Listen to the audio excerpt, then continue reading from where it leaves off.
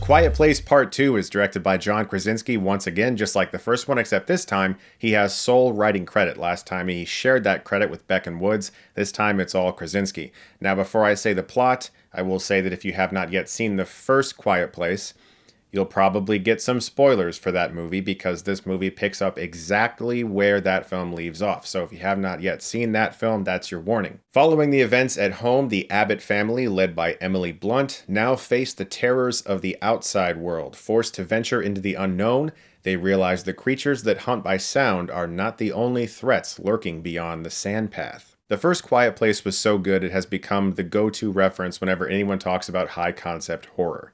Anytime I've ever tried to pitch something that I've written to a producer or to an executive or to a studio, Quiet Place inevitably will get brought up at some point during the conversation.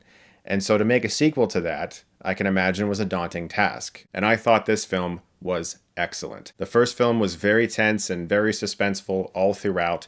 The concept of monsters that hunt by sound and you have to be very quiet was a genius idea for a horror film.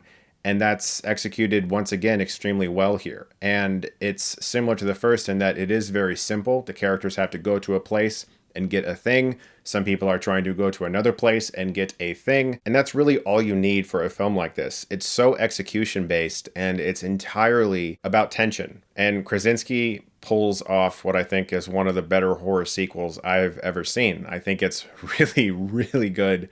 I loved everything about the film. This is exactly the kind of movie that I wanted it to be, and it surprised me. It gave me ideas I didn't expect. The performances were once again magnificent. Emily Blunt can do no wrong, but Millicent Simmonds and Noah Jupe are both fantastic, especially Simmonds in a very featured role. And I only watched the teaser for the movie, so I didn't realize that Cillian Murphy was going to have a substantial role. I knew he was in the movie, but he gets a lot in this movie. Like, he's a front and center character, and I love him. And he's phenomenal. Everyone is. And one of the biggest reasons the actors are so great in both of these movies is because they rely so much on silent communication and visual storytelling. And so that's like meat and potatoes for an actor.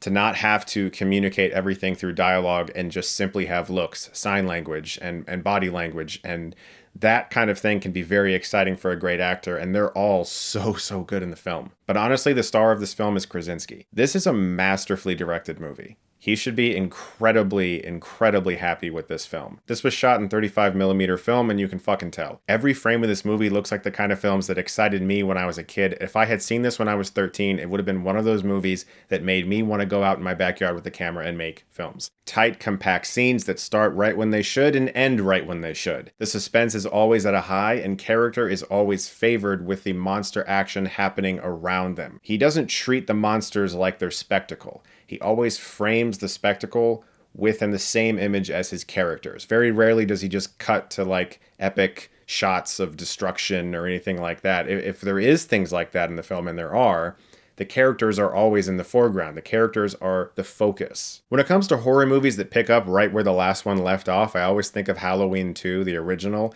more of the night he came home. And if they can pull that off, then you have this great double feature you can always have in the future.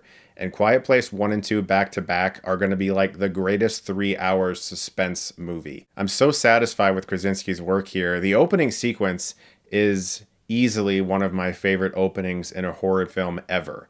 I talked about this in my original review of Quiet Place, and I don't really consider this a spoiler because it is in every single trailer. Showing day one of this event would be a completely different film. It would be mass hysteria, whereas cutting to much later, you allow the characters to understand the world and they know how to survive and they kind of get the rules now. This film's opening sequence is day one, and it's fucking riveting.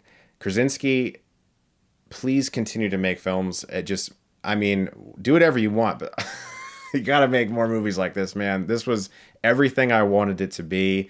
I was so satisfied with the character work. The suspense is always really white-knuckled. The monsters are amazing. Again, he shows them, you know what they look like, but the characters are always in the forefront. If I really, truly had to pick my brain and be annoyed with myself for thinking this deeply about a film's potential flaws, The only thing I can really think of is that the ending of the film, which I quite like, is not necessarily as emotionally resonant as the ending of the first.